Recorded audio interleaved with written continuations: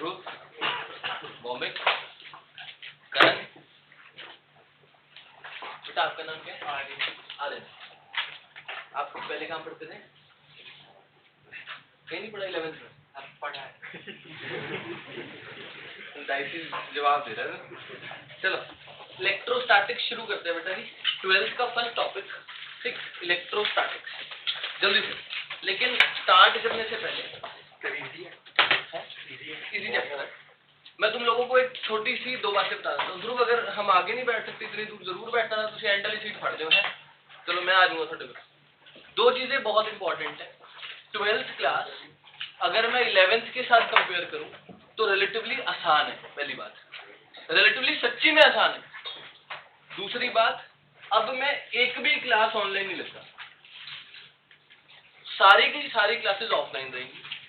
Daily class होगी, daily homework check होगा। ठीक, सिंपल 0 से 100 तक जाना है। सिर्फ और सिर्फ कोशिश करनी है कि हमने हर चीज समझनी है, प्यार से समझनी। ठीक है, लो जी।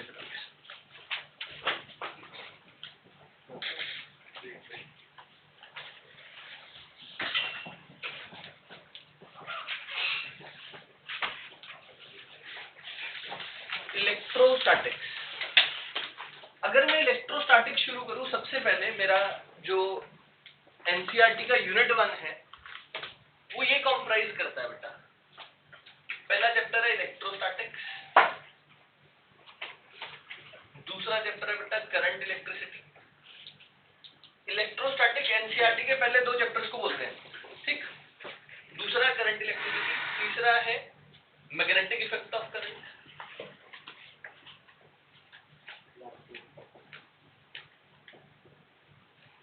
चौथा है बेटा मैग्नेटिज्म, पांचवा है बेटा मेरा ईएमआई, 6th है मेरा एसी ईएम वेव्स। ये मेरी एनसीईआरटी की पार्ट 1 की किताब है।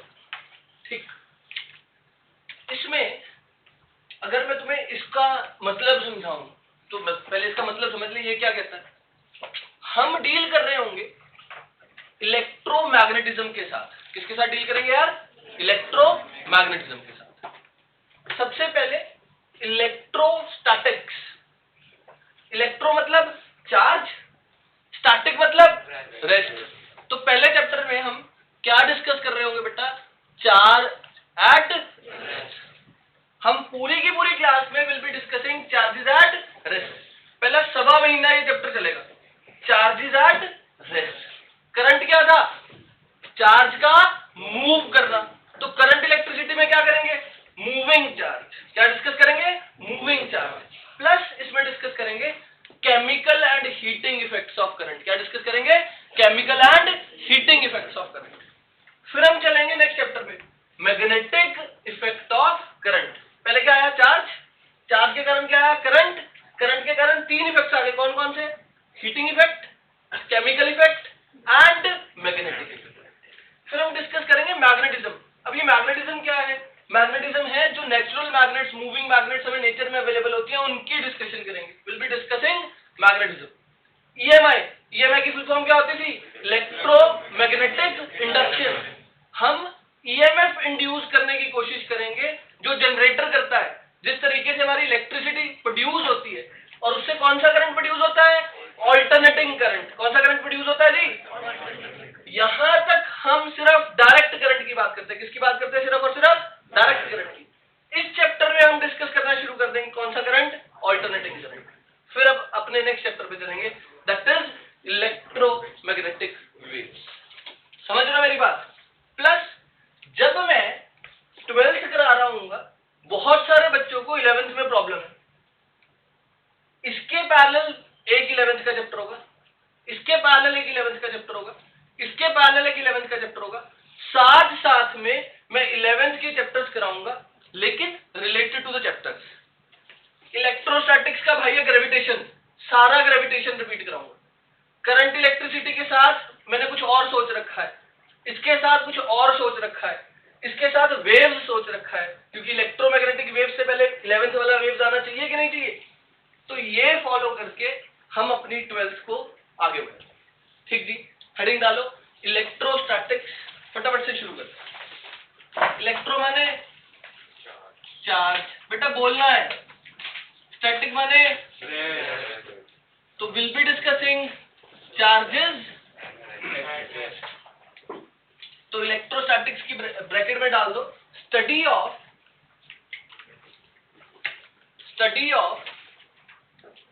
Charges at rest, study of charges at rest. Will be discussing charges कब, जब वो रेस्ट पे। ठीक है, अब मेरे पास टर्म आ गई charge. Now what is charge? कौन बताएगा जी चार्ज क्या होता है? हाँ भी ध्रुव तू बता। हाँ मैं बता बेटा। फंडामेंटल प्रॉपर्टी ऑफ मैटर है। उससे क्या होगा? फंडामेंटल प्रॉपर्टी है, शाबाश। उसके बाद लो जी सर, चार्ज वो प्रॉपर्टी है किसी बॉडी की which help us to decide whether two bodies will attract और रिपेल ईच अदर इलेक्ट्रिकली। लिख लो फटाफट से चार्ज की definition. That intrinsic property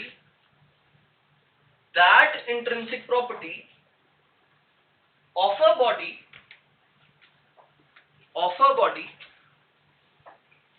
that intrinsic property of a body due to which it can interact with other particles, due to which it can interact with other particles। वो property एक body की जिसके कारण वो दूसरी body के साथ क्या कर सकती है? इंटरैक्ट। अब इंटरैक्ट किस तरीके से कर सकती है? इंटरैक्ट में दो चीजें आ सकती हैं, कौन कौन सी? अट्रैक्शन और रिपल्शन। तो इंटरैक्शन के ब्रैकेट में डाल दो अट्रैक्शन भी हो सकती है और रिपल्शन भी हो सकती है। इंटरैक्ट के ब्रैकेट में डाल दो अट्रैक्शन और repulsion both are possible. Interaction और रिपल्शन बोथ आर पॉसिबल। हाँ बेटा क्लियर है यहां तक? नेक्स्ट हेडिंग डालो types of charges. Next heading डालो बेटा जी टाइप्स ऑफ चार्जेस। हाँ जी, कितने तरीके का चार्ज होता है? दो तरीके का, दो और आदर तीन बोल दूं, कौन कौन सा? पॉजिटिव चार्ज, नेगेटिव चार्ज और तीसरा न्यूट्रल। तो लिख लो फटाफट से टाइप्स ऑफ चार्जेस में positive charge, negative charge and third one is neutral bodies.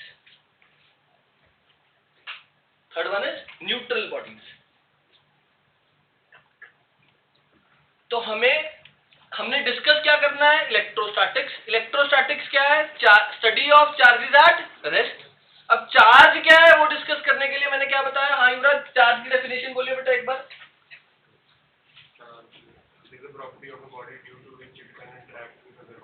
मैंने एक वर्ड लिखा है वहां पे, देखो इंट्रिंसिक।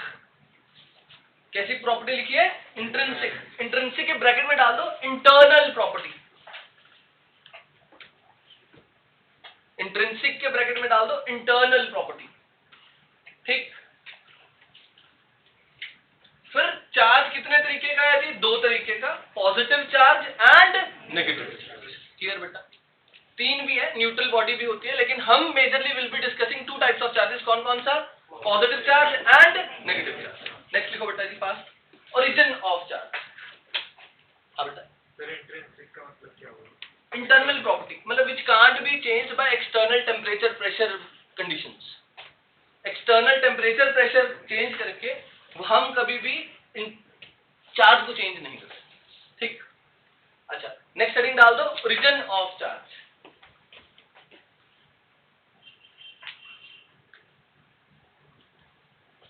अगर मैं चार्ज के ओरिजिन की बात करूं तो ध्यान से समझना, मेरे पास दो एटम्स हैं, एक है सोडियम एटम और एक है क्लोरीन एटम।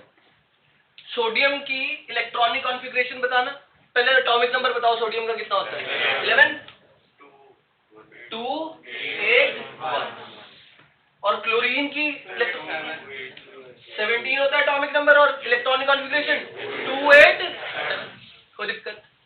और अगर मैं स्ट्रक्चर ऑफ एटम बनाऊं, एटम के ऊपर चलूं, पुराने एटम पे चलता हूं जो केमिस्ट्री में पढ़ा था 11th क्लास में, तो क्या था एटम के अंदर? हाँ जी, एटम के अंदर क्या क्या होता है? Neutron, proton and electrons. एक एटम के अंदर क्या होता है यार?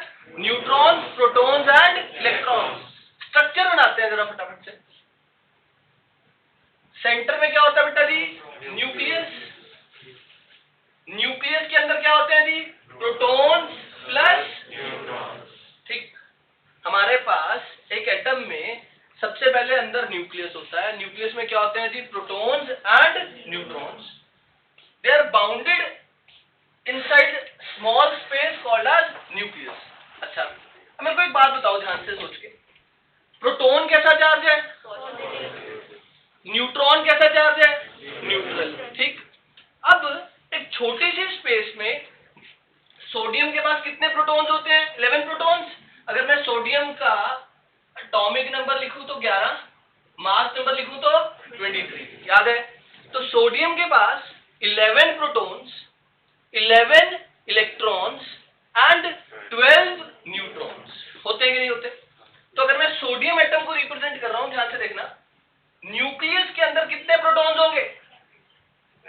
11। न्यूक्लियस के अंदर कितने प्रोटॉन्स होंगे? 11। और वो प्रोटॉन्स आपस में एक दूसरे को क्या करेंगे? करने चाहिए कि नहीं करने चाहिए? Like charges. तो प्रोटॉन और प्रोटॉन की आपस में क्या होनी चाहिए थी? लेकिन ये तो स्ट्रांगली बाउंडेड है इनसाइड द न्यूक्लियस। किसके कारण? कौन सी फोर्स होती थी? Special forces called as nuclear forces of attraction. कौन सी फोर्सेस होती थी? Nuclear forces of attraction. Nuclear force को बहुत डिटेल में डिस्कस करेंगे। हमारे पास चैप्टर आएगा रेडियो एक्टिविटी। जब हम 12th के एंड में चलते हैं तो हमारे पास 2 चैप्टर आते हैं। करण फोन बंद। 2 चैप्टर्स आते हैं, ऑप्टिक्स एंड मॉडर्न फिजिक्स।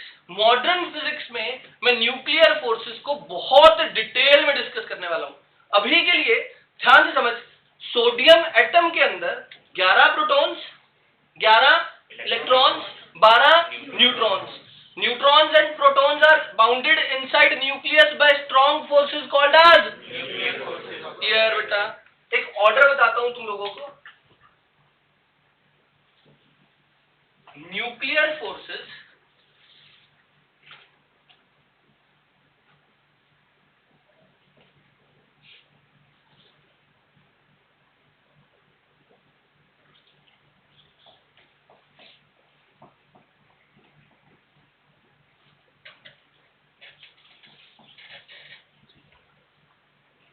ये फंडा होता है। Nuclear forces are stronger than electrostatic forces and electrostatic forces are further very much stronger than gravitational forces. अगर मैं सब एटॉमिक पार्टिकल्स की बात करूं, किसकी बात करूं? सब एटॉमिक पार्टिकल्स। कौन से सब एटॉमिक पार्टिकल्स कौन होते हैं? Neutrons, protons and electrons. Nuclear forces electrostatic forces से 84 टाइम्स स्ट्रॉन्गर होते हैं। कितने टाइम्स? 84 टाइम्स। एनसीईआरटी में 84 टाइम्स लिखा हुआ है। बहुत सारी और किताबों में अप्रोक्सीमेटली 100 टाइम्स लिखा होता है। क्या लिखा होता है? 100 टाइम्स। तो न्यूक्लियर फोर्सेस इलेक्ट्रोस्टैटिक फोर्सेस के लिए, लेकिन किन पार्टिकल्स की बात कर रहा हूं? सब एटॉमिक पार्टिकल्स के बारे में। अगर मैं सब एटॉमिक पार्टिकल्स की बात करूं तो nuclear forces are greater than electrostatic forces and electrostatic forces are very much greater than. और इसका ऑर्डर क्या होता है? 10⁻38 से 10⁻43 टाइम्स। कितना होता है जी? 10⁻38 से 10⁻43 टाइम्स। और एक मुद्दे की बात बताऊं, जब हम इलेक्ट्रोस्टैटिक फोर्सेस को डिस्कस करते हैं तब हम ग्रेविटेशनल फोर्सेस को नेग्लिजिबल मान लेते हैं। क्या मान लेते हैं बेटा? खुद सोचो, मेरे और प्रबलीन के बीच में, प्रबलीन we are separated by some distance बेटा। मेरा भी मास है, तेरा भी मास है, तो हम दोनों के बीच में कौन सी फोर्स होनी चाहिए? Gravitational force. लेकिन I am not moving towards her and she is not moving towards me. क्यों? क्योंकि ग्रेविटेशनल फोर्स क्या है? बहुत ज्यादा स्मॉल। लेकिन अगर तेरे पास चार्ज होता और मेरे पास चार्ज होता, और मान ले अनलाइक चार्जेस होते या लाइक चार्जेस होते, तो हम एक दूसरे को अट्रैक्ट या फिर रिपेल कर रहे होते। क्योंकि electrostatic forces are stronger than gravitational force का फॉर्मूला क्या होता है बेटा? G m2 by r square. वैसे इलेक्ट्रोस्टैटिक फोर्सेस का फॉर्मूला पता क्या होता है? K q1 q2 by r square. Chemical bonding में पढ़ाया होगा सर ने। K q1 q2 by r square. G की वैल्यू क्या होती है? बॉमिक ग्रेविटेशनल कांस्टेंट की वैल्यू क्या होती है? G 6.67 into 10 to power -11। जो इलेक्ट्रोस्टैटिक कांस्टेंट होता है उसकी वैल्यू पता क्या होती है? 9 into 10 to power 9। Gravitational constant -11 में और इलेक्ट्रोस्टैटिक कांस्टेंट 10 to power +9। हो गया स्ट्रॉन्गर कि नहीं हो गया? कितने गुना? 10 to power 40 टाइम्स अप्रोक्सीमेटली। लेकिन किनके लिए? सब एटॉमिक पार्टिकल्स। क्लियर है? दुनिया में हमारे सिलेबस में देखो, सुनो, जो नेचुरल फोर्सेस हैं 5 है। न्यूक्लियर, इलेक्ट्रोस्टैटिक, ग्रेविटेशनल, मैग्नेटिक, एक होती है लॉरेंस फोर्स। 5 फोर्सेस होती हैं। हम 3 डिस्कस कर चुके हैं। ये बहुत डिटेल में डिस्कस कर चुके हैं 11th में। 12th में दोबारा करना है। इलेक्ट्रोस्टैटिक इस चैप्टर में बहुत ज्यादा डिटेल में करेंगे। ये करेंगे जब हम न्यूक्लियर फिजिक्स पढ़ेंगे। अभी के लिए तुम्हें ये पता लग गया 5 तरीके की फोर्सेस एग्जिस्ट करती हैं।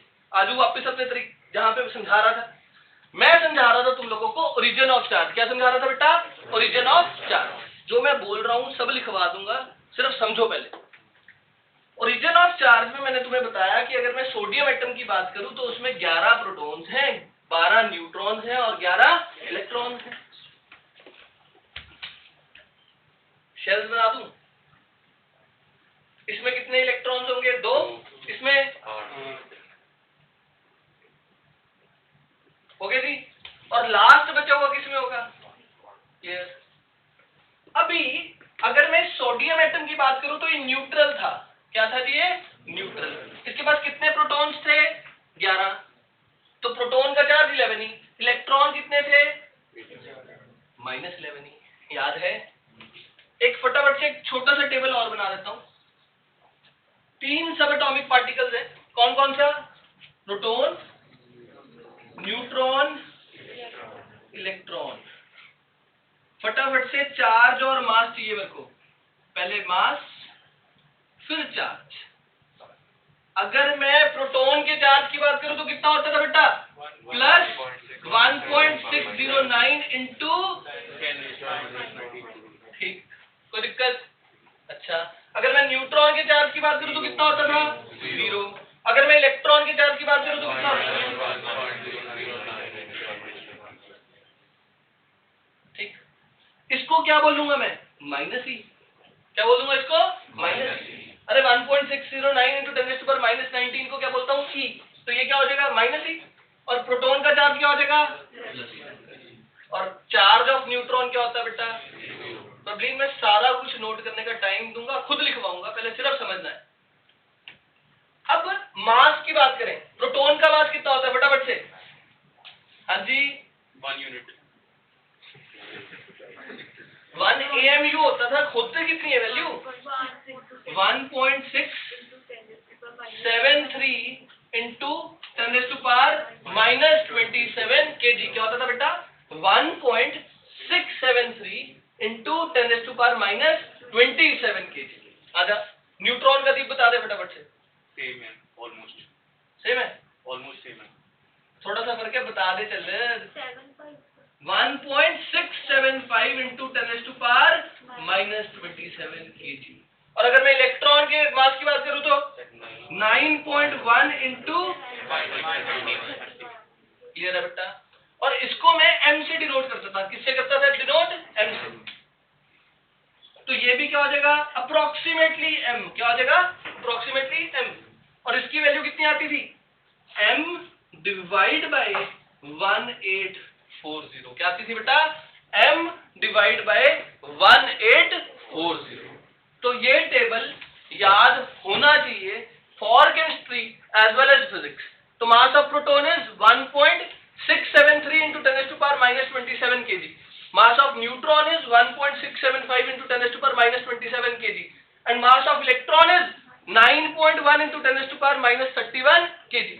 अगर मैं चार्ज की बात करूं तो प्रोटॉन का +e, इलेक्ट्रॉन का -e और न्यूट्रॉन का क्लियर बेटा, आ जाओ फटाफट से अब इस पे ना।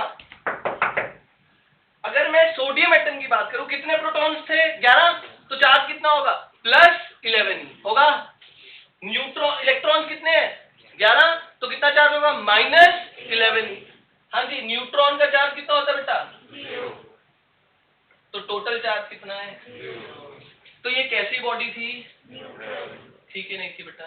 क्लियर? अब आ जाओ ध्यान से। अब इस सोडियम ने ये इलेक्ट्रॉन लूज कर दिया। इलेक्ट्रॉन क्या किया? लूज। अगर ये इलेक्ट्रॉन लूज कर दिया तो इसके पास कितने इलेक्ट्रॉन्स रह गए अब? तो चार्ज कितना आ गया?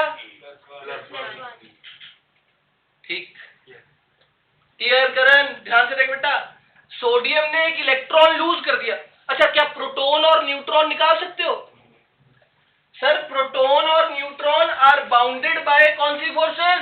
Strong nuclear forces. कहां? Inside the nucleus. They can't be removed और कांट बी एडिड। इलेक्ट्रॉन निकाला भी जा सकता है और इलेक्ट्रॉन डाला भी जा सकता है। अगर इलेक्ट्रॉन चला गया, यहां से इलेक्ट्रॉन चला गया तो सोडियम से क्या बन गया? सोडियम में से एक इलेक्ट्रॉन निकाल दो तो क्या बन गया बेटा? Na positive. कोई दिक्कत? कितना चार्ज आ गया? 10 ही आ गया। अब ये इलेक्ट्रॉन गया कहां? क्लोरीन में। डाल दो क्लोरीन में। क्लोरीन में 287 था, इलेक्ट्रॉन ऐड हो गया तो इलेक्ट्रॉनिक कॉन्फ़िगरेशन क्या बन गई? Cl plus electron leads to कौन सा चार्ज बन गया बेटा? Negative charge. अब मेरी बात ध्यान से सुनो, मैंने तुम्हें टॉपिक लिखवाया था क्या? Origin of charge. चार्ज आ कहां से रहा है? तो हमारे पास बेसिक नेचर में 3 तरीके का चार्ज एग्जिस्ट करता है। 3 तरीके के सब एटॉमिक पार्टिकल्स एग्जिस्ट करते हैं। कौन कौन से? Proton, electron and neutron. ठीक, वैसे अभी इनको भी फर्दर तोड़ा गया है, इनको भी फर्दर तोड़ दिया गया है। पार्टिकल्स कॉल्ड एज कौन से पार्टिकल्स? Cork particles. कौन से पार्टिकल? Cork particle. लेकिन वो इतने अनस्टेबल हैं कि अभी हम उनको डिस्कस नहीं करते। हमारे लिए याद करो, सबसे छोटा पार्टिकल एग्जिस्टिंग इन नेचर क्या था? एटम। फिर एटम में 3 चीजें डिस्कवर्ड हो गई थी, थॉमसन, चैडविक और तीसरा एक और साइंटिस्ट था, उन्होंने मिलकर क्या निकाल दिया था? इलेक्ट्रॉन, प्रोटॉन एंड प्रोटॉन का पॉजिटिव ई चार्ज, न्यूट्रॉन का 0 चार्ज और इलेक्ट्रॉन का नेगेटिव ई चार्ज। ठीक, अब ध्यान से समझ, ओरिजिन ऑफ चार्ज में यू कांट रिमूव और add proton from any atom. ठीक बोल रहा हूं? ना प्रोटॉन आ सकता है, ना प्रोटॉन जा सकता है, ना न्यूट्रॉन आ सकता है, ना न्यूट्रॉन जा सकता है। इसका रीजन क्या है? Because they are bounded inside nucleus with strong forces called as nuclear. Electron आ भी सकता है और इलेक्ट्रॉन जा भी सकता है। ठीक, सोडियम का इलेक्ट्रॉन गया, डेफिशिएंसी होगी, कम हो गया एक electron. Deficiency of electron leads to कैसा चार्ज बन गया? पॉजिटिव। क्लोरीन के पास इलेक्ट्रॉन आ गया, आना मतलब efficiency, efficiency of electron leads us to negative. अच्छा, तो what is the reason of charge? Excess और deficiency of electron leads us to the concept of charge. अगर इलेक्ट्रॉन एक्सेस में है तो कौन सा चार्ज? अरे बोलो, नेगेटिव। अगर इलेक्ट्रॉन एक्सेस में है तो कौन सा चार्ज? Negative charge. अगर इलेक्ट्रॉन की डेफिशिएंसी है तो कौन सा चार्ज? पॉजिटिव। तो एफिशिएंसी और deficiency of electron leads us to the concept of charge. पहले मैं थोड़े से पॉइंट लिखवा दूं, फिर मैं अपने आप बोलूंगा क्या क्या नोट करना है। हाँ सुजोत बेटा बोलो। सर, फिर जब तक इलेक्ट्रॉन प्रोटॉन के बीच कॉम्बिनेशन में जिसको बना पर चार्जेस हो रहे पड़ते हैं कि ना? किਵੇਂ बेटा? ਜਦੋਂ इलेक्ट्रॉन ਦੀ ਡੈਫੀਸ਼ੀਐਂਸੀ ਜਾਂ ਫਿਰ ਐਕਸੈਸ ਕਰਕੇ ਆਪਾਂ ਚਾਰਜ ਪੜਨਾ ਸ਼ੁਰੂ ਕੀਤਾ, ਹਾਂ, ਉਸ ਤੋਂ ਪਹਿਲਾਂ ਨਹੀਂ ਪੜਦੇ ਸੀ? ਜਦੋਂ ਐਟਮ ਆਇਆ ਉਸ ਤੋਂ ਪਹਿਲਾਂ ਆਪਾਂ ਕਹਿੰਦੇ ਸੀ, ਫਿਰ ਉਹੀ ਗੱਲ, there is some property due to which attractions are taking place. पता नहीं सी, ਉਹਦਾ ਨਾਮ ਚਾਰਜ ਰੱਖਤਾ। ਉਸ ਤੋਂ ਬਾਅਦ ਐਗਜ਼ਿਸਟੈਂਸ ਆਈ ਕਿਹਦੀ? ਇਲੈਕਟ੍ਰॉन, ਪ੍ਰੋਟੋਨ ਤੇ ਨਿਊਟ੍ਰॉन ਦੀ। ਫਿਰ ਉਹਨੂੰ ਇੰਟਰਨਲ स्ट्रक्चर ਨੂੰ ਪੜਿਆ ਗਿਆ, फिर पता लग गया अच्छा या तो इलेक्ट्रॉन जाऊगा या इलेक्ट्रॉन आऊगा। इलेक्ट्रॉन चला जाना बॉमिक, कौन सा चार्ज? Positive charge. इलेक्ट्रॉन का आ जाना कौन सा चार्ज? लिखो फटाफट से ओरिजिन ऑफ चार्ज में।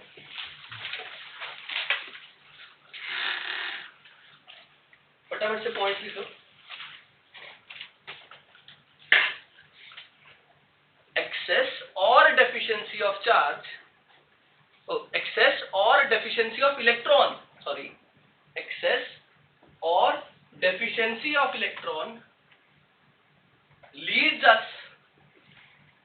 leads us to the concept of charge, leads us to the concept of charge. A body having, next point, a body having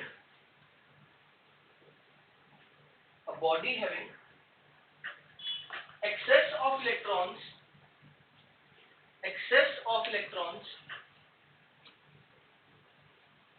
it will be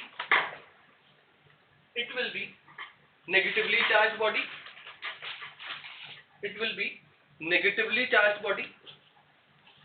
and deficiency of electron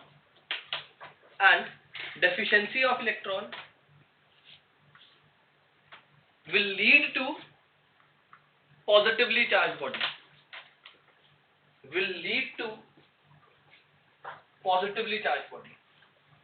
Next point, we cannot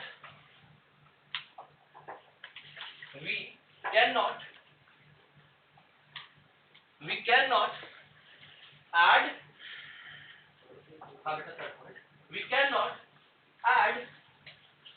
or remove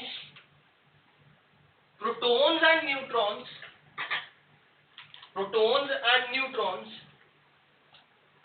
from the atom, because they are bounded inside small space called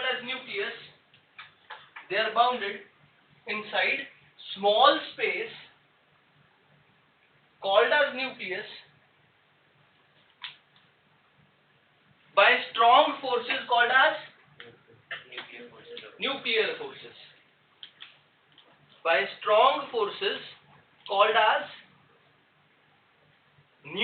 forces.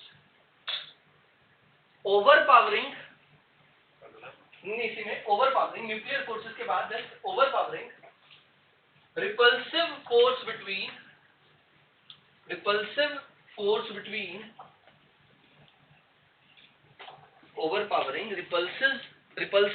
between protons, that is similar charge.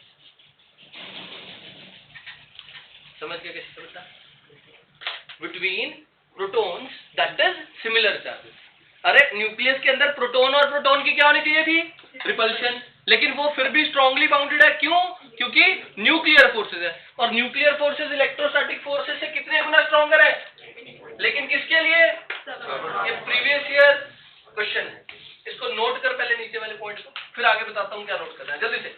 और एक खाना ये बना लो फटाफट, ये याद होना चाहिए, mass of proton, neutron and electron, charge of proton, neutron and electron. Jyoti का बेटा समझ आ गया? प्रबलीन, आवाज नहीं सुनी मेरे को?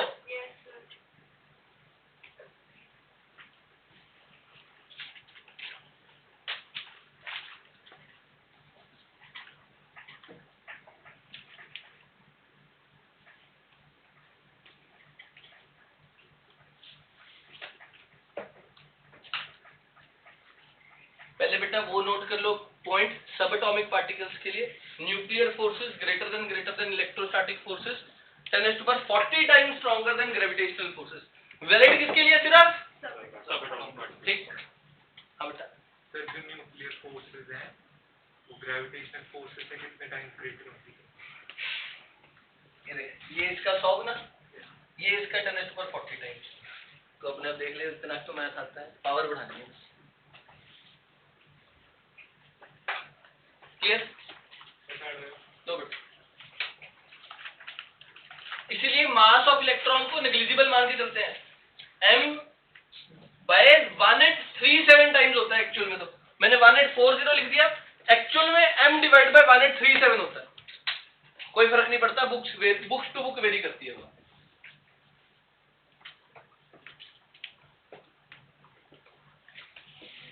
चलो आगे नो सर जल्दी से। उसके बाद ये नोट कर लो, सोडियम ने इलेक्ट्रॉन लूज किया तो सोडियम Na से क्या बन गया, Na पॉजिटिव, और क्लोरीन ने इलेक्ट्रॉन गेन किया तो क्लोरीन क्या बन गया, Cl नेगेटिव। तो addition of electron lead us to negative charge and removal of electron lead us to. फटाफट से नोट करें, आई विल मूव फॉरवर्ड। हो गया सारा नोट, कुछ रहता नहीं क्या बेटा, आगे बढ़ कर लेगा। इधर वाला नोट हो गया बेटा जी सबका।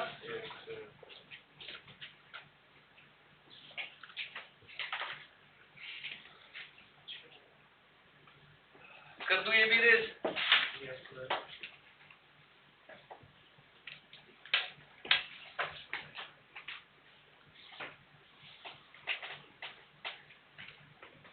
इधर वाला भी कर दूं बेटा, नो नो नो जल्दी कर दो।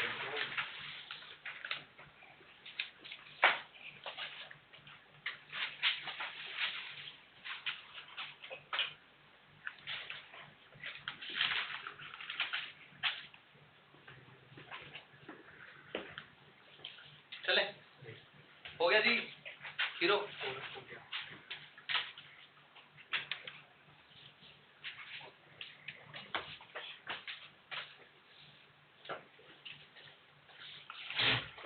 लो नेक्स्ट हेडिंग डालो, सम इंपॉर्टेंट पॉइंट्स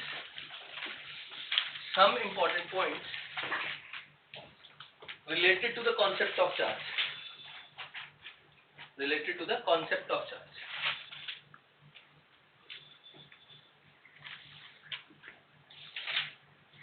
ये सब एक एक नंबर के स्कूल के लिए सवाल है, 4-5 पॉइंट है, फटाफट से कवर कर लो। पहला point related to the concept of charge. पहला point, it is possible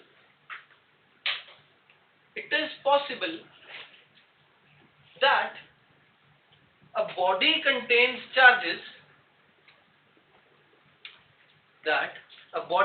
contains charges, still it is neutral.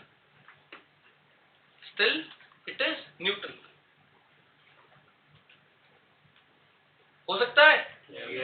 Sodium atom, electron भी है, प्रोटॉन भी है, न्यूट्रॉन भी है, अंदर पॉजिटिव चार्ज भी है, नेगेटिव चार्ज भी है, लेकिन नेट चार्ज क्या है बेटा? एग्जांपल लिख लो, sodium atom, chlorine atom, any atom.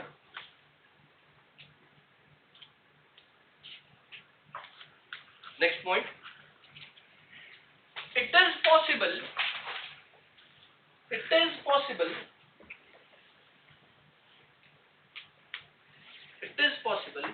that when a neutral body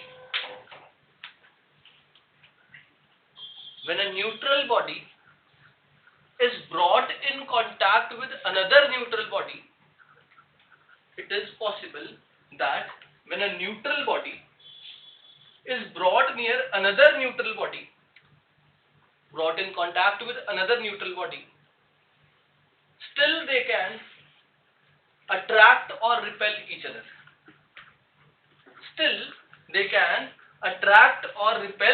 other. ये कैसे सर?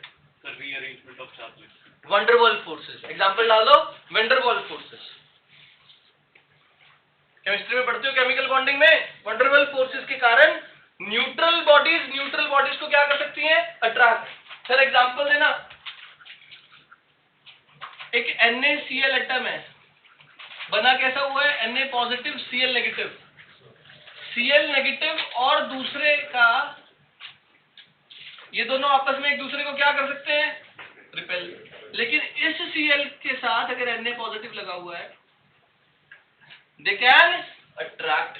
तो यहाँ पे अट्रैक्शन शो कर दी बेटा जी, यहाँ पे रिपल्शन शो कर दी, लेकिन still the bodies are electrically neutral. Note कर लो, आगे बढ़ता हूँ। Third point,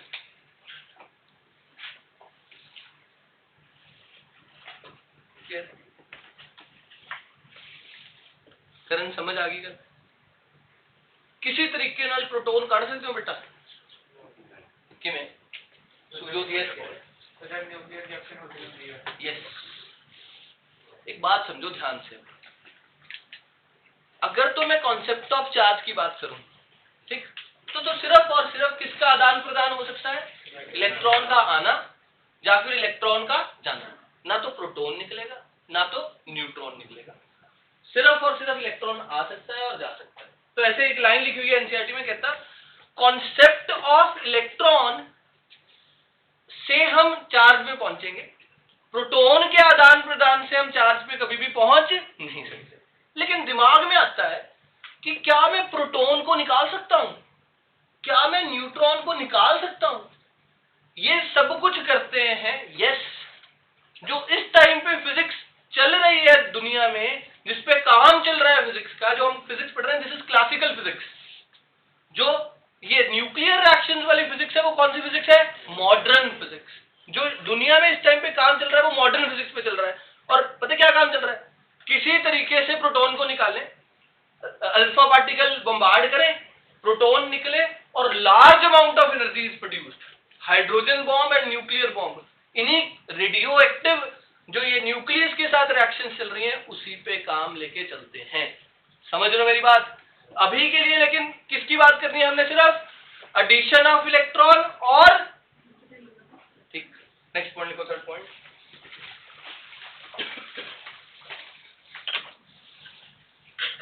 mass also changes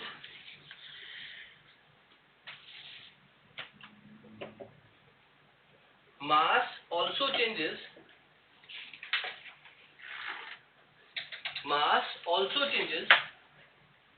when we charge two bodies.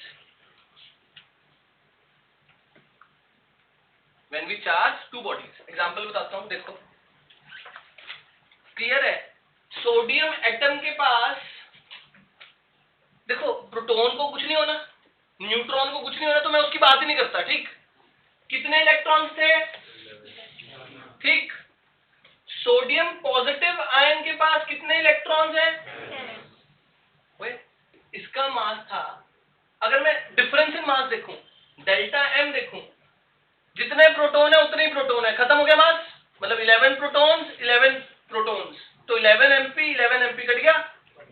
12 neutrons 12 neutrons, 12 MN 12 MN cut गया। इलेक्ट्रॉन, यहां पे कितने इलेक्ट्रॉन्स थे? 11 एमई। यहां पे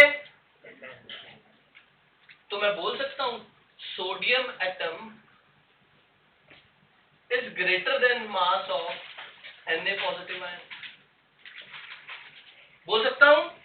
एंड उल्टा, mass of Cl negative ion is greater then mass of, clear बेटा? तो एक लाइन यूनिफॉर्म बना सकता हूं। पहले मैंने लाइन क्या लिखवाई है? Mass also changes with when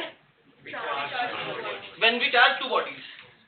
तो ध्यान से सुनना, positive ions have mass less than their atom, neutral atom, and negative ions have mass greater than their neutral. लिख लो फटाफट से लाइन, ये दोनों एग्जांपल्स नोट कर लो और लाइन लिख लो।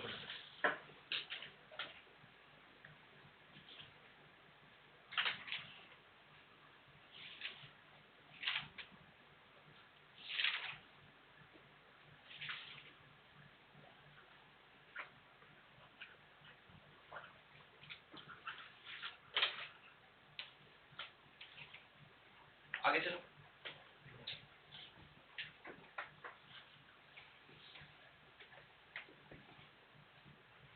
लो जी,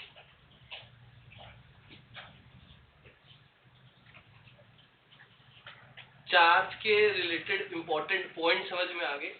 चार्ज होता क्या है, चार्ज कितने तरीके का है, चार्ज आया कहां से, और उसके रिलेटेड कुछ इंपॉर्टेंट पॉइंट्स। नेक्स्ट हेडिंग डालो बेटा जी, properties of charge. Next heading डालो, properties of charge.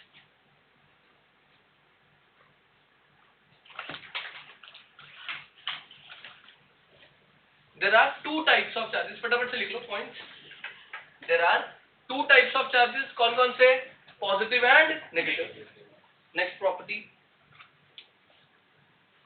like charges repel each other and unlike charges, लिख दो फटाफट से।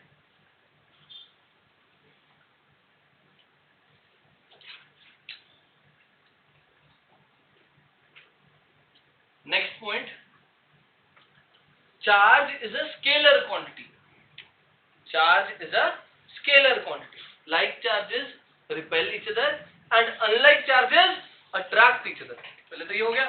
Next, charge is a scalar quantity. Next point लिख लो बेटा, charge is a scalar quantity, that is charge can be added, charge can be added directly with the sign. Charge can be added directly with the sign. एक example ले ले, this is plus 2 coulomb, this is minus 3 coulomb, this is minus 6 coulomb and this is plus 11 coulomb. Net charge क्या होगा बेटा? plus 11 minus 6 minus 3 plus 2, कितना आ गया बेटा? Plus 4। तो charge is a scalar quantity, can be directly added with sign. जैसे scalar addition करते हैं वैसे कर सकते हैं, लेकिन साइन को कंसिडर करके। तो क्यू नेट क्या आ गया बेटा? Plus 11 minus 6 minus 3 plus 2। Next question, next आगे, next point, charge is always conserve. Next point लिख लो बेटा, charge is always conserved,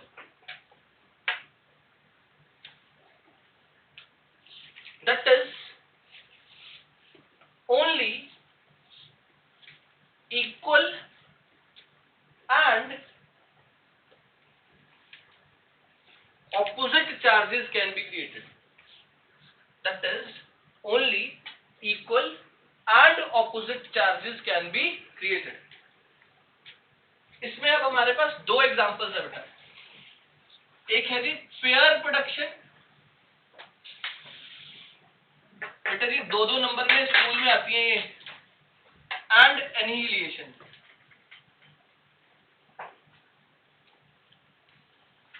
pair production, नाम क्लियर हो रहा है? नाम से क्लियर है? Pair production. ध्रुव, इसका मतलब क्या होगा? हिंदी में समझाइए, पेयर प्रोडक्शन का मतलब क्या है? उल्टा, पेयर प्रोड्यूस करना है। क्या करना है? पेयर प्रोड्यूस करना है। तुम लोगों को इलेक्ट्रोमैग्नेटिक स्पेक्ट्रम याद है? केमिस्ट्री में पढ़ा था। कौन सी रेज होती है सबसे पहले? कॉस्मिक, फिर गामा, फिर एक्स, फिर यूवी, फिर विजिबल, फिर माइक्रो, आईआर, माइक्रो रेडियो। याद है? चलो, ऐसा कुछ होता था, पता है ना? जो लाइट है वो minus infinity two plus infinity वाली वेवलेंथ में कहीं पे भी फॉल कर सकती है, और रीजन्स है, स्पेसिफिक रीजन्स है जिसमें फॉल करेगी, वो उसको करस्पॉन्ड करेगी। क्लियर है जी? अच्छा, अब मेरे को क्या करना है? पेयर प्रोडक्शन करनी है। तो गामा रे, अच्छा, और जो ये रेज है इनका मास तो नहीं होता, ये सिर्फ क्या होती है? एनर्जी। क्या होती है जी? सिर्फ एनर्जी। गामा का ना तो एटॉमिक नंबर होता है, ना कोई मास नंबर होता है, गामा रेज होती है। क्या होती है जी? Gamma rays. जीरो मास, ठीक? तो इधर टोटल मास कितना है? 0, ठीक?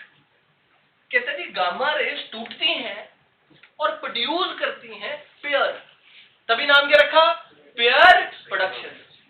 दो पेयर बनाती हैं, दो चीजें बनाती हैं, इलेक्ट्रॉन एंड पॉजिट्रॉन। क्या बना दिया यार? Electron and positron. सर अपन ने तो अभी तक 3 पार्टिकल सीखे थे, कौन कौन से? प्रोटॉन, दूसरा न्यूट्रॉन, तीसरा इलेक्ट्रॉन। अभी आप चौथे पार्टिकल की बात करने लगे, कौन सा? पॉजिट्रॉन। याद है किसी को पॉजिट्रॉन पार्टिकल कौन सा होता है? Positive electron. इधर से आवाज आई, इलेक्ट्रॉन का एंटी पार्टिकल। अब what do you mean by anti particle? मतलब जो पॉजिट्रॉन होता है वो इलेक्ट्रॉन का भाई है, सेम मास, मैग्नीट्यूड में चार्ज सेम, लेकिन साइन ऑपोजिट। इलेक्ट्रॉन का चार्ज क्या था? -e, पॉजिट्रॉन का चार्ज क्या होता है? +e। नेट चार्ज क्या होगा बेटा? 0। मैंने की लाइन लिखाई थी, चार्ज इज ऑलवेज, समझ में आ गई बेटा। गामा रेस की मदद से मैंने क्या प्रोड्यूस कर दिया बेटा, इलेक्ट्रॉन एंड पॉजिट्रॉन। अगेन ये जो पॉइंट है, ये इलेक्ट्रॉन के साथ खेलना, पॉजिट्रॉन के साथ खेलना या गामा रेस के साथ खेलना, ये सब किसका पार्ट है, मॉडर्न फिजिक्स का। अभी हमने ऊपर ऊपर से ये बातें डिस्कस करनी है, डिटेल में जाके कहां डिस्कस करेंगे, मॉडर्न फिजिक्स। आ जाओ, एनिहिलेशन, इसका बिल्कुल opposite is called as annihilation. क्या मतलब, electron plus positron will give me gamma rays. Note करो बेटा, will move forward. Electron plus positron will give me gamma race.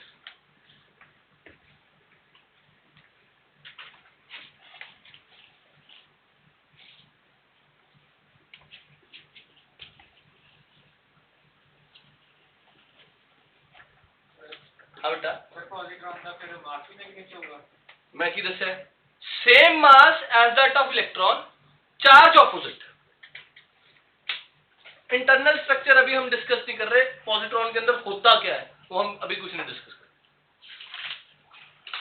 COX के बारे में बताऊंगा ना, फिर तेरे को सिखाऊंगा कैसे बनाया जा सकता है, ठीक। Next point, charge is always quantized in nature. Charge is always quantized in nature.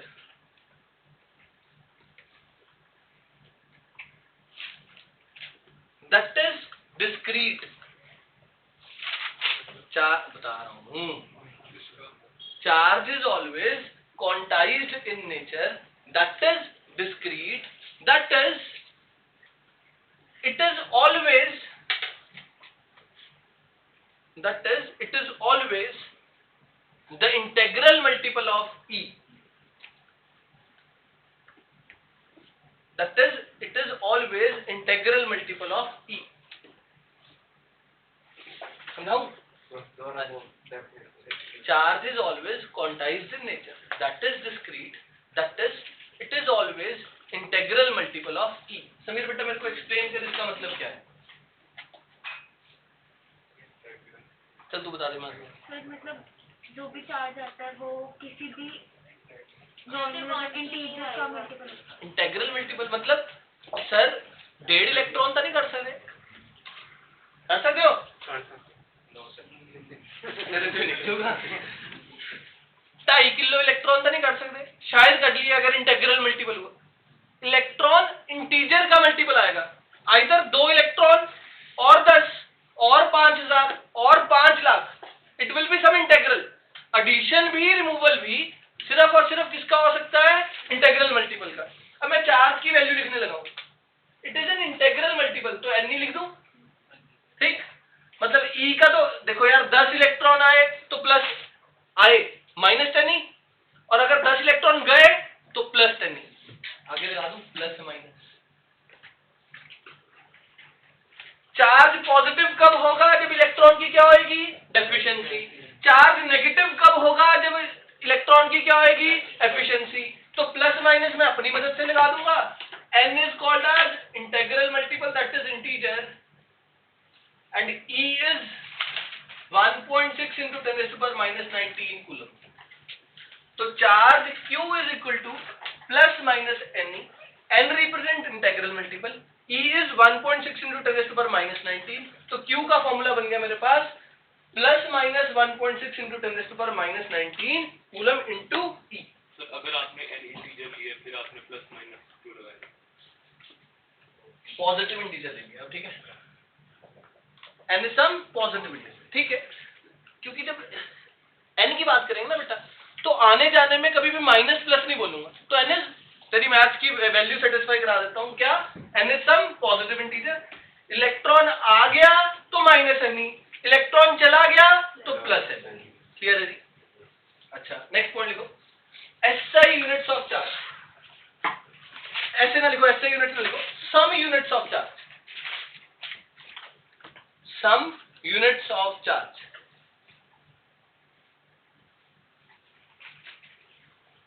Some units of charge. पहला यूनिट, सबसे पहला यूनिट कौन सा आएगा, SI यूनिट। क्या होता है जी, देखो लिखो फटाफट से। एसआई यूनिट क्या होता है बेटा? कूलम डिनोटेड बाय सी। चलो आगे। Next is CGS unit. हाँ जी, सीजीएस यूनिट कौन सा होता है?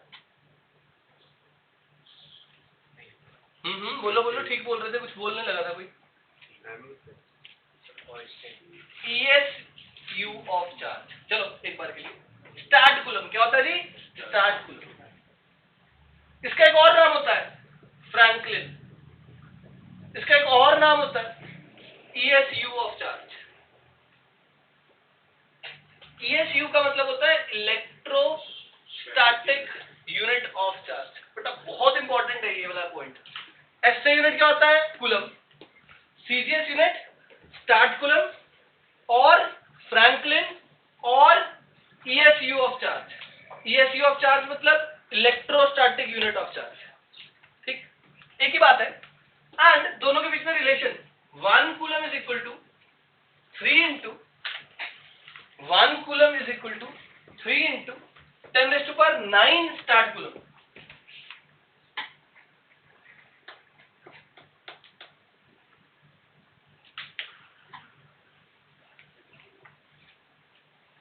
तो एसआई यूनिट क्या है? कूलम। सीजीएस यूनिट क्या है बेटा? Statcoulomb. और उसका एक और नाम है फ्रैंकलिन, और एक नाम है ESU ऑफ चार्ज। ESU की फुल फॉर्म क्या है? Electrostatic unit of charge. और 1 coulomb is equal to 3 into 10⁹9 start. ठीक, next largest unit of charge. इसी में लार्जेस्ट यूनिट ऑफ चार्ज कौन सा होता है?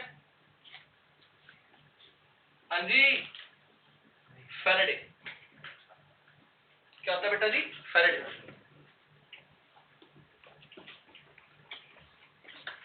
फैराडे का कोई एक्सपेरिमेंट भी था ना, मिरर्स वाला। बेटा इलेक्ट्रोकेमिस्ट्री नाम का चैप्टर आएगा केमिस्ट्री में, ये प्रूव करके दिखाएंगे क्यों लार्जेस्ट यूनिट है। हमारे में जितना के हम वो डिस्कस कर ले।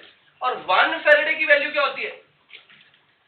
डेफिनेशन भी बता दो सर, वैल्यू भी बता दो। वैल्यू होती है बेटा 96500 कूलम। क्या होती है जी? 96500 coulomb. 1 faraday is equal to 96500 coulomb. F 1 faraday. And definition लिख लो 1 फैराडे की।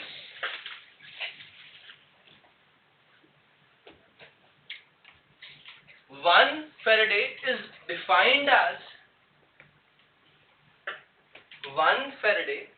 defined as charge on 1 mole of electrons. 1 mole of electrons. Sir prove करके दिखाओ। मतलब आता है 96500। आजा देखें। तो मैंने फैराडे की डेफिनेशन क्या बताई? 1 फैराडे किसके इक्वल होता है? N इंटू ई। और N क्या होता है? 1 मोल इलेक्ट्रॉन्स। 1 मोल में कितने इलेक्ट्रॉन्स होते हैं? 6 इंटू 10⁻⁴ इंटू क्या कर दूंगा? 1.6 इंटू 10⁻⁻। मल्टीप्लाई कर देना बेटा, यू विल गेट 96500। तो 1 फैराडे किसका चार्ज होता है बेटा? Charge on 1 mole of electrons. Last unit, एक और यूनिट है। पहला कौन सा? कूलम। दूसरा कौन सा? Start coulomb. स्टार्ट कूलम के और नाम Franklin and ESU। Next unit Faraday. Last unit EMU of charge. इसका मतलब क्या होगा? Electromagnetic unit. और इसकी वैल्यू क्या होगी बेटा? 10 coulomb. EMU of charge, electromagnetic unit of charge, and it will be equal to 10 coulomb. Clear बेटा जी यहाँ तक? एक फिर ESU कितना कूलम है? ESU क्या है? 1 coulomb is equal to 3 into 10⁹9 statcoulomb. और स्टार्ट कूलम किसके इक्विवेलेंट है? तो 1 coulomb is equal to 3 into 10⁹9 ESU। Clear है जी? मैंने पहले बोला था ये वाला पॉइंट इंपॉर्टेंट है, याद रखने वाला है। Next point, charge is invariant. charge is invariant. That is, it does not vary. That is, it does not vary with speed of the body. That is, it does not vary with the speed of the body. Charge is invariant. That is, it does not vary with speed of the body. मतलब एक charge body है, वो 10 metre पर second से move कर रही है, या 10 किलोमीटर पर सेकंड से मूव कर रही है, या 10,000 किलोमीटर पर सेकंड से मूव कर रही है, उसका चार्ज जितना पहले था उतना ही रहेगा. Next point, charge does not depend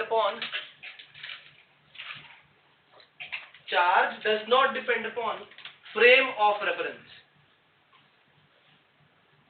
similarly likewise हो गया ना, जितना चार्ज है उतना ही रहना है. मैं 10 मीटर पर सेकंड मूव कर रहा हूं, जब मैं रेस्ट पे हूं, जब मैं 50 मीटर पर सेकंड से मूव कर रहा हूं, मेरी स्पीड से चार्ज की मैग्नीट्यूड चेंज नहीं. या फिर मेरे पास 10 कूलम चार्ज है, समीर के पास 5 कूलम चार्ज था, तो ये रिस्पेक्ट में कोई नहीं है. उसके पास कितना है? 5 ही है. अभी भी कितना है उसके पास? 5. Does not very with frame of reference. Next point, बस last. Charge is always associated with mass. Charge is always associated with mass. That is, if a body doesn't have mass,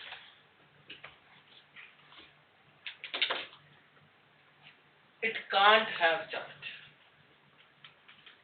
अगर क्योंकि चार्ज कब आएगा? जब एक electron का फर्क होगा. जब तक एक भी इलेक्ट्रॉन नहीं है तो मास नहीं है. गामा का तो कोई मास नहीं था यार, चार्ज नहीं था, उससे प्रोड्यूस हो गया मास.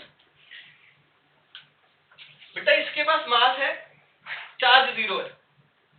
गामा रेज के पास एनर्जी होती है, और आइंस्टाइन का एनर्जी मास इक्विवेलेंस के according, if a body is having energy, it can be converted into mass, और उल्टा mass can be converted into energy. चलो एक एग्जांपल देता हूं, सिंपल सी example. E equals to mc². ये बहुत इंपॉर्टेंट इक्वेशन है गिवन बाय आइंस्टाइन.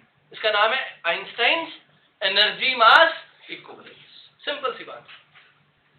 आप रोज जंक फूड खाओ, पेट बढ़ेगा? इकट्ठा हो रहा है, देखो हो रहा है. अब दैट इज, मैं मास ले रहा हूं, ग्लूकोज खा रहा हूं, और वो मेरी बॉडी में किसकी फॉर्म में? एनर्जी ले रहा हूं, और वो किसकी फॉर्म में इकट्ठा हो रहा है? मास. हो रहा है कि नहीं हो रहा? अब उल्टा सोच, मैं जिम लगता हूं, अगर मेरे को इसको रिड्यूस करना है तो क्या करना पड़ेगा? कैलोरीज बर्न करनी पड़ेंगी.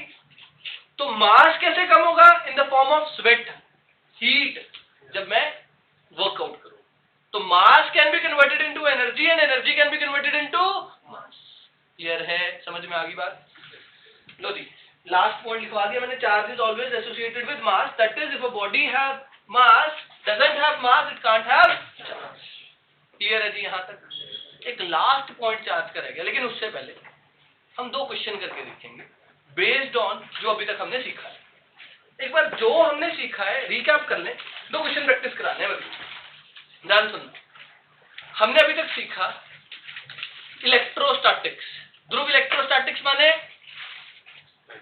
इलेक्ट्रो का मतलब, स्टैटिक का मतलब. तो इलेक्ट्रोस्टैटिक क्या है? Branch of physics that deals with study of charges at rest. फिर हमने पढ़ना शुरू किया what is charge.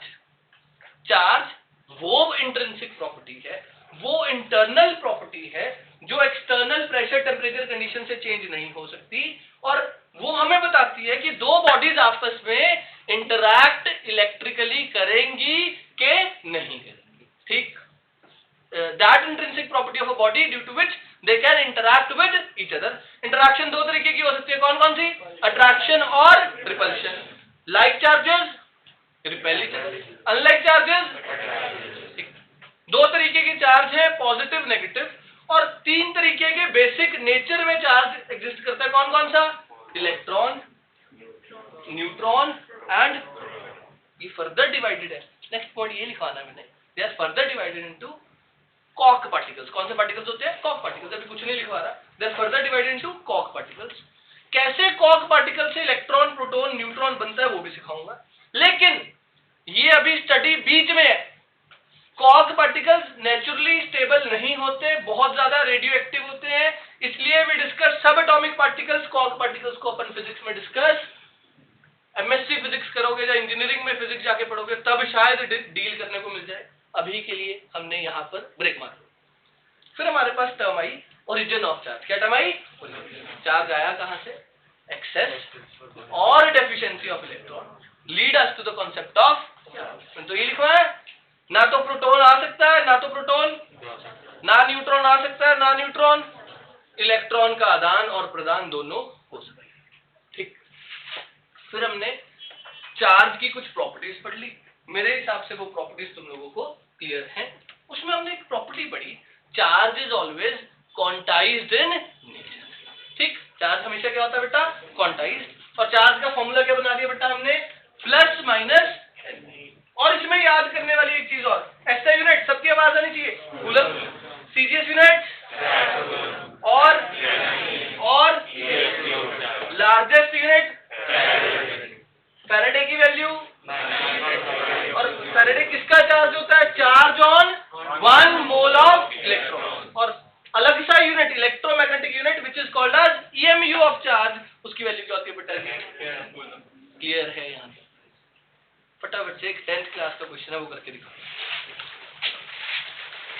How many, जल्दी से, how many electrons are required to build up 1 coulomb of charge?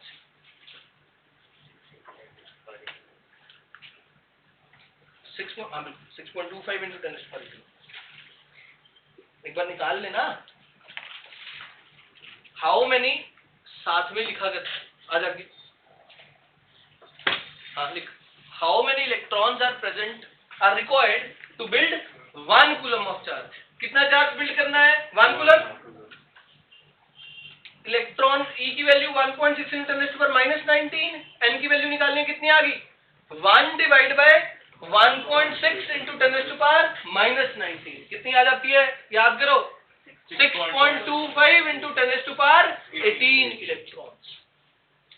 कुछ बहुत इंपॉर्टेंट सिखाना है इसलिए निकलवा रहा हूं।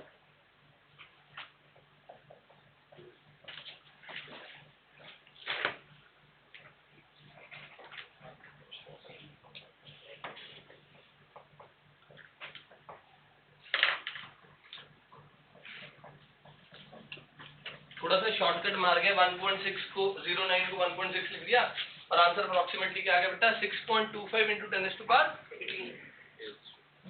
तो एक लाइन लिखी हुई है एनसीईआरटी में, कहता 1 कूलम ऑफ चार्ज ना बहुत बड़ा चार्ज है। जो 1 कूलम चार्ज, यार कितने इलेक्ट्रॉन्स हो गए? 6.25 into 10⁻18 इलेक्ट्रॉन्स। मैं ना कंडक्टर डिस्कस कराऊंगा तुम्हें। 3 तरीके के मटेरियल है ना हमारे पास, कौन कौन से? कंडक्टर एंड इंसुलेटर, वो डिस्कस करेंगे। उससे पहले मैं तुम्हें ये बताना चाहता हूँ, एन की वैल्यू 6.25 into 10⁻18 बहुत बड़ी है, मेरे को बताने की जरूरत नहीं है। तो जब भी हम चार्जेस में डील किया करेंगे ना, तुम सवाल देखना, when will discuss numerical problems, जब अपन कूलम्स लॉ पढ़ेंगे उसके बाद अच्छे न्यूमेरिकल्स करेंगे, तो तुम एक बात नोटिस करना, कभी भी 1 कूलम चार्ज की बात नहीं करता, कभी भी फैराडे चार्ज की बात नहीं करता। केमिस्ट्री वाले ही करते हैं बात। मैं पता है किसकी बात करता हूं? माइक्रो कूलम की, मिली कूलम की भी बहुत कम, नैनो कूलम की, पिको कूलम की। मैं हमेशा स्मॉलर यूनिट्स ऑफ चार्ज की बात करता हूं, क्योंकि 1 कूलम ऑफ चार्ज बहुत ज्यादा बड़ा चार्ज है। और यार 96500 ऐसे थोड़ा लिख दिया लार्जेस्ट यूनिट ऑफ चार्ज, सच में बहुत बड़ा चार्ज है। तो अब पिको की वैल्यू कितनी होती थी एक बार फटाफट से? नैनो की, माइक्रो की, मिली की। समझ में आ रही है बेटा? मैं इनकी ही बात करूंगा, तो एक बार नोट बना के लिख लो। नोट ये नोट करके इसके बाद note, we will never discuss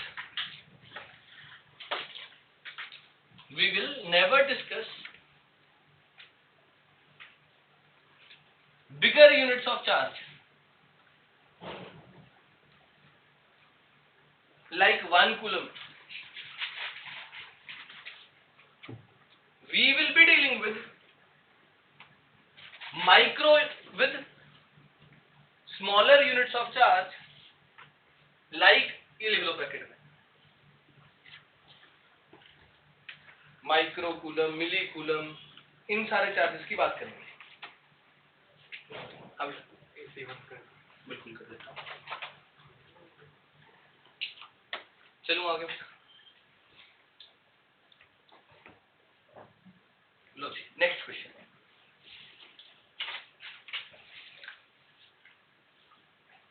मैंने करना है इसका एक होमवर्क तुम्हें दे दूंगा, एक मेरे से सुनो। नेक्स्ट क्वेश्चन है, how many electrons are present in 100 grams of water? How many electrons are present in 100 grams of water? मैं करूंगा, ध्यान से सुनो। 100 ग्राम पानी में कितने इलेक्ट्रॉन्स एग्जिस्ट करते हैं? पानी का मतलब क्या बेटा? H2O। एक मॉलिक्यूल ऑफ H2O में कितने इलेक्ट्रॉन्स होंगे? हाँ बेटा, एक मॉलिक्यूल में कितने? तू एक मोल में कितने मॉलिक्यूल्स होते हैं वो बताने लग गया। ध्यान से, मैं क्या पूछ रहा हूँ, एक मॉलिक्यूल ऑफ पानी में कितने इलेक्ट्रॉन्स होंगे? हाइड्रोजन के पास एक होता है, 2 हाइड्रोजन है तो कितने हो गए? 2। ऑक्सीजन के पास कितने होते हैं? 16 प्लस 2, कोई दिक्कत?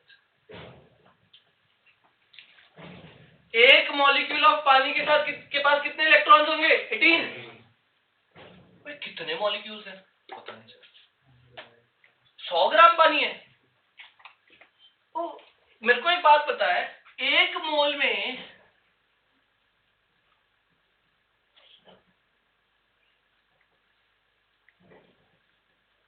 6 इंटू 10⁻23 मॉलिक्यूल्स के बराबर होगा। बोलो देखो ठीक,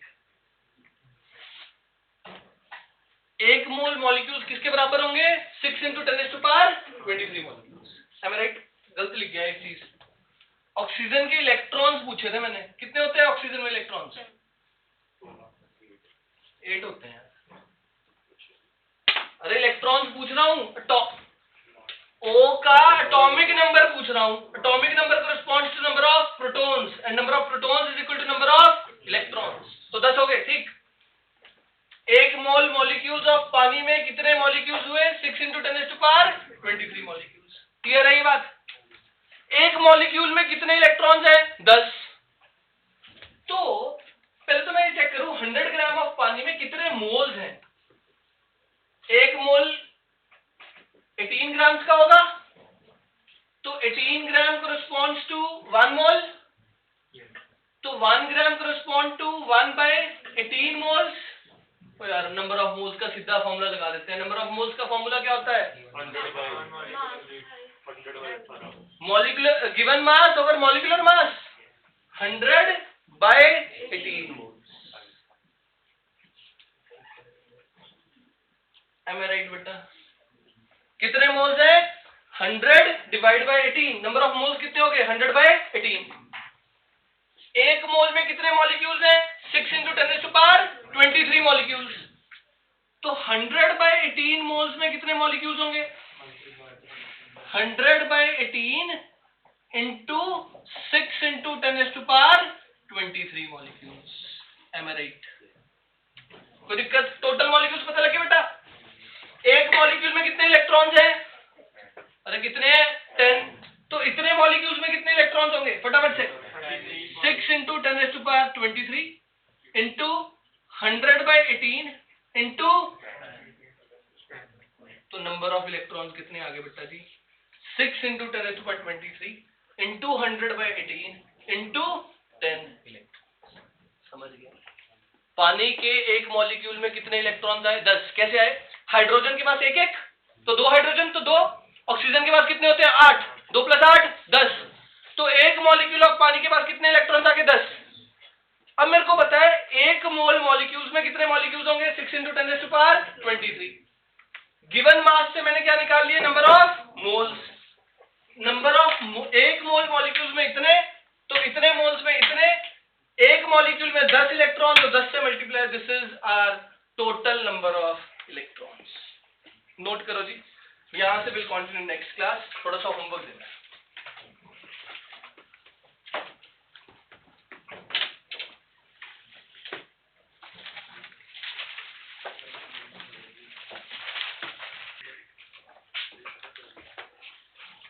बेटा जी सब लोग एनसीईआरटी खरीद लो, ठीक है? एनसीईआरटी साथ साथ में डिस्कस करने वाले हैं। एनसीईआरटी का कुछ होमवर्क दे रहा हूँ, वो सबने कल तक पढ़ के आना, और 2 न्यूमेरिकल्स दूंगा एनसीईआरटी के, वो करके आना जल्दी से। अगर एनसीईआरटी नहीं मिलती मैं फोटो भेज दूंगा एनसीईआरटी की। वैसे तो आज एनसीईआरटी बाय कर लो, नहीं तो I send PDF in group, ठीक?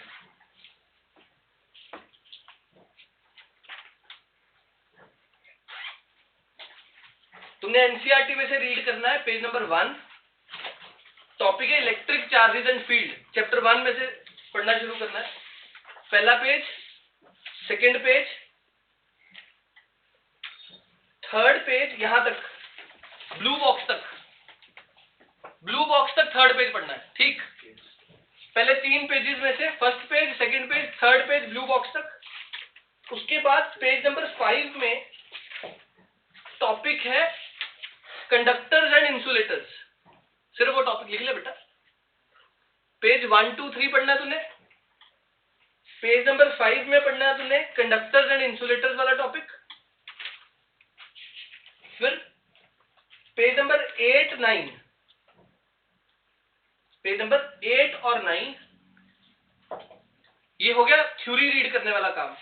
बेटा थ्योरी रीड करनी है, और पेज नंबर 10 पे 2 एग्जांपल्स हैं, example 1.2 and example 1.3। Example 1.2 and example 1.3, दोनों एग्जांपल्स का। 1.3 एग्जांपल में कुछ एक चीज है, बिल्कुल सेम क्वेश्चन है। क्वेश्चन क्या है? क्वेश्चन पढ़ता हूं। How many positive and negative charge is present in the cup of water? तो यार अगर इलेक्ट्रॉन्स पता लग जाएंगे, जितना पॉजिटिव चार्ज होगा उतना ही होएगा। सर उसने ना कप ऑफ वाटर बोल दिया, हमने क्या बोला था? 100 ग्राम ऑफ वाटर बोला था कि नहीं? तो जब तक मेरे को मास नहीं पता होगा मैं कर नहीं सकता। तो उसने एक असम्पशन मानी हुई है कि एक कप में 250 ग्राम पानी होता है। कितना होता है जी? 250 ग्राम। हो जाएगा? मतलब इस क्वेश्चन को चेंज कर दिया क्या? How many electrons are present in 250 grams of. Actual question तो अपने वाला ही बढ़िया है ना, क्योंकि क्वेश्चन तो अगर पेपर में आएगा तो ऐसा आएगा, क्योंकि हमें क्या पता ये जुगल 1 लीटर वाला कप भी यूज कर सकता है कि नहीं? तो हम कोई भी कप यूज कर सकते हैं। ये छोटा बच्चा भी हो सकता है, ये 100 ग्राम वाला कप भी यूज कर सकता है, ये 10 ग्राम वाला भी। तो मेंशन होना चाहिए था कितने ग्राम, लेकिन उसने मेंशन नहीं किया। तो मैं तुम्हें बता रहा हूं, असम्पशन मान लो क्या? 250 ग्राम्स ऑफ वाटर। ठीक बेटा जी, कॉपी रिवाइज करके आनी है। एनसीईआरटी के 5 पेज पढ़ के आने, और 2 एग्जांपल सबकी होनी चाहिए। एक छोटी सी इंपॉर्टेंट बात, एनसीईआरटी की कॉपी अलग से लगा लो, एनसीईआरटी का होमवर्क साथ साथ चेक करूंगा। आज मैं शीट नहीं दे रहा, क्योंकि different types of charging method के बाद अपनी शीट फर्स्ट कंप्लीट हो। ठीक बेटा, शीट निकल गई थी लेकिन नहीं दे रहा। Thank you. Thank you.